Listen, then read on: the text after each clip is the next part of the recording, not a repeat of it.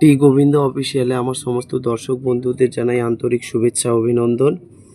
আগের ভিডিওতে আমরা ডাব্লিউবি পুলিশ লেডি কনস্টেবল প্রিলিমসের এক্সামিনেশনে 2023-এর ইতিহাস, ভূগোল এবং সংবিধান মিলিয়ে মোট 21টি প্রশ্ন সলভ করেছি। এখন এই ভিডিওতে আমরা বাদবাকি জিকে জিএসের পার্ট প্রায় 22 থেকে 40 নাম্বার অর্থাৎ প্রায় 19টি প্রশ্ন এখানে সলভ করব। 22 নম্বর প্রশ্ন হচ্ছে, প্রত্যেক ক্রিয়ার সমান এবং বিপরীতমুখী প্রতিক্রিয়া থাকে, এটি নিউটনের কোন গতিসূত্র? প্রত্যেক ক্রিয়ার সমান ও বিপরীতমুখী প্রতিক্রিয়া থাকে, এটি নিউটনের কোন গতিসূত্র? সঠিক উত্তর হচ্ছে তৃতীয় গতিসূত্র। এই তৃতীয় গতিসূত্রের আরও অনেক উদাহরণ রয়েছে, যেমন ব্যাট খেলা বা নৌকায় উপরে চাপ দিলে আমরা যদি নৌকাকে যে প্রেশারটা দিই, নৌকা আমাদের সেম প্রতিক্রিয়াটা দেয়। আমরা যে নৌকার উপরে যে ক্রিয়া প্রয়োগটা করি তার পরিপ্রেক্ষিতে আমরা বিপরীতমুখী একটা প্রতিক্রিয়া পাই। এটা হচ্ছেও এই নিউটনের তৃতীয় গতিসূত্র। এছাড়াও দেখো, সাঁতার কাটার সময় একজন ব্যক্তি তার হাত দিয়ে পেছন দিকে ক্রিয়া বা বল প্রয়োগ করে এবং তার পরিপ্রেক্ষিতে জল একটি বিপরীতমুখী বল প্রয়োগের মাধ্যমে ওই ব্যক্তিটিকে সামনের দিকে ঠেলে দেয়। তৃতীয় গতিসূত্রের কারণে এই সাঁতারের অগ্রমুখী গতি প্রাপ্ত হয়। তাহলে কতগুলো উদাহরণ তোমাদের কাছে বললাম। আসো এবার নেক্সট প্রশ্ন। নাম্বার 23, কোষের সুসাইড ব্যাগ কোন অঙ্গাণুকে বলা হয়? সুসাইড ব্যাগ বলতে আত্মঘাতী থলি। এটাকে বলা হয় লাইসোজোমকে। কারণ লাইসোজোম কী করে না, যেই কোষে থাকে সেই কোষকেই ধ্বংস করে দেয়। এটা হচ্ছে এর বেসিক ধারণা। একটা বলছে লাইসোজোম হলো একটি ঝিল্লি আবদ্ধ কোষীয় অঙ্গাণু যা গলগি বডি এবং এন্ডোপ্লাজমিক রেটিকুলামের সাথে কোষের ঝিল্লি নেটওয়ার্কের একটি অংশ, যা সাধারণত প্রাণী কোষে পাওয়া যায় এবং প্রাণীদের যকৃৎ কোষ, বৃক্ক কোষ, স্নায়ু কোষ, আন্তরিক আবরণীর কোষ এবং ম্যাক্রোফেজ কোষ, অস্থি, জরায়ু, মূত্রথলি, মনোসাইট, লিম্ফোসাইট লাইসোজোমে বেশি থাকে। তবে পেঁয়াজের বীজ কোষে, ভুট্টা ও তামাকের চারা কোষের এই লাইসোজোম থাকে। 24, শ্বাসমূল বা ব্রিদিং রুট নিচের কোন উদ্ভিদে দেখা যায় না? সেটা হচ্ছে, দেখো, সুন্দরী, গড়ান, গেওয়া এই সমস্ত উদ্ভিদে দেখা যায়, কিন্তু কচুরিপানার ক্ষেত্রে এখানে দেখা যায় না। ঠিক আছে, সঠিক উত্তর হচ্ছে অপশন সি। 25, চাপ প্রয়োগের ফলে বরফের গলে যাওয়া এবং চাপ উঠিয়ে নিলে পরে আবার কঠিন অবস্থায় ফিরে আসার ঘটনাকে কি বলা হয়? এই ঘটনাকে বলা হয় পুনঃশীলীভবন। আমি অপশানগুলো দেখাতে পারছি না। এই ঘটনাকে বলা হয় পুনঃশীলীভবন।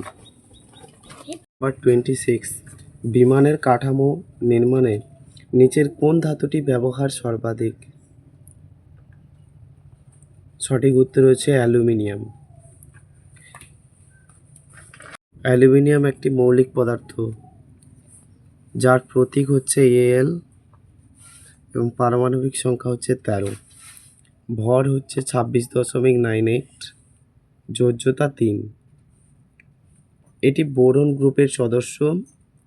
অ্যালুমিনিয়ামের প্রধান আকরিকগুলি হলো ডায়াসপোর, বক্সাইট, গিবসাইট এবং ক্রোলাইট ইত্যাদি।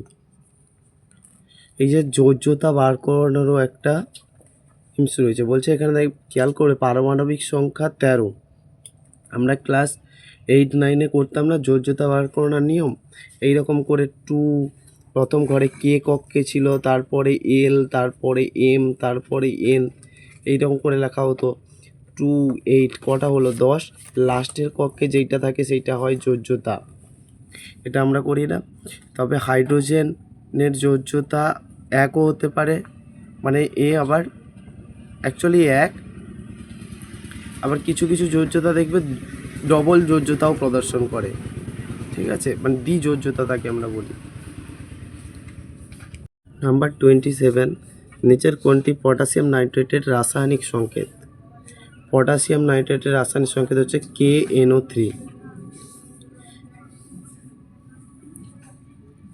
নাম্বার 28, থাইরক্সিন হরমোন কোন গ্রন্থি থেকে ক্ষরিত হয়? এটা হচ্ছে পিটুইটারি গ্রন্থি থেকে ক্ষরিত হয়। পিটুইটারি গ্রন্থি হলো অন্তঃক্ষরা গ্রন্থি, যা মানব শরীরে যার ওজন 0.5 গ্রাম। এটা মস্তিষ্কের নিম্নাংশের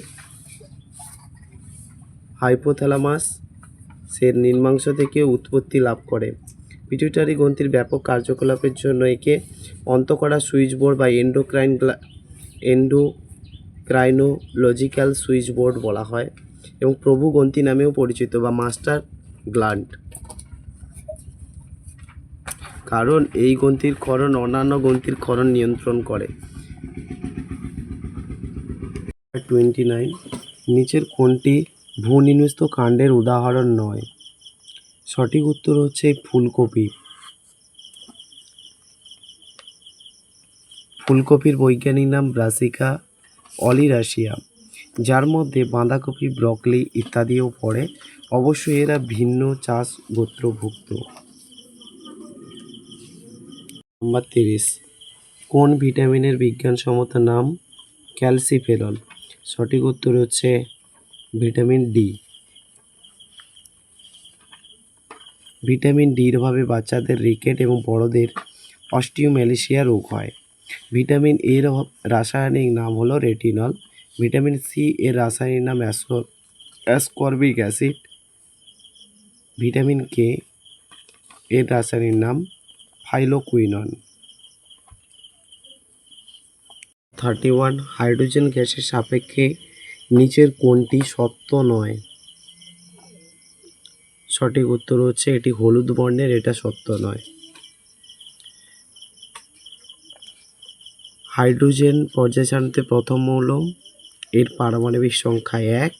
প্রোটিয়াম, ডিউটেরিয়াম এবং ট্রিটিয়াম হলো এর 3টি আইসোটোপ। 32, তরল ধাতু কোনটি? সঠিক উত্তর হচ্ছে পারদ। পারদ একটি ভারী মৌলিক পদার্থ যার প্রতীক হচ্ছে Hg এবং পারমাণবিক সংখ্যা হচ্ছে 80। এটি একটি ভারী ডি ব্লক মৌল এবং একমাত্র ধাতু যা আদর্শ তাপমাত্রা এবং চাপে তরল অবস্থায় থাকে। পারদকে কুইক সিলভারও বলা হয়। নম্বর 33, প্রাকৃতিক নির্বাচনবাদের বা ন্যাচারাল সিলেকশন থিওরি এর প্রবক্তা কে? সঠিক উত্তর হচ্ছে চার্লস ডারউইন। 1859 সালে চার্লস ডারউইন তার প্রাকৃতিক নির্বাচনবাদের মাধ্যমে বিবর্তনের তত্ত্বটি বিশ্বের সামনে রেখেছিলেন। নাম্বার 34, কোনো একটি মাছকে জলের ভেতরে দেখলে সেটিকে ওর ঠিক সঠিক অবস্থান থেকে একটু উপরে ওঠা অবস্থায় দেখা যায়। আলোকের কোন ধর্মের জন্য? সঠিক উত্তর হচ্ছে প্রতিসরণ বা রিফ্র্যাকশন।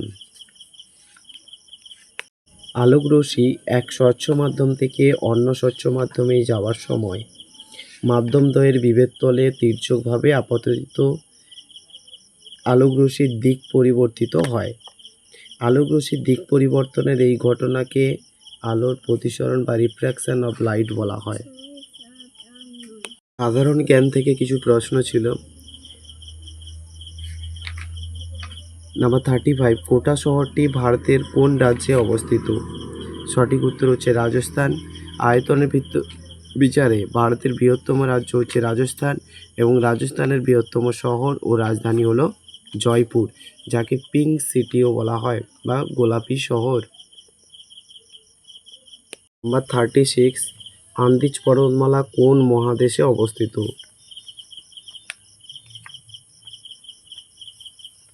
সঠিক উত্তর হচ্ছে দক্ষিণ আমেরিকা, অপশন সি। আন্দিজ পর্বতমালা পৃথিবীর দীর্ঘতম পর্বতমালা। দক্ষিণ আমেরিকার পশ্চিম উপকূলীয় অঞ্চল জুড়ে বিস্তৃত। এই পর্বতমালার দৈর্ঘ্য কমপক্ষে 700 কিমি এবং গড় প্রস্থ প্রায় 500 কিমি। এই পর্বতমালার গড় উচ্চতা প্রায় 4000 মিটার।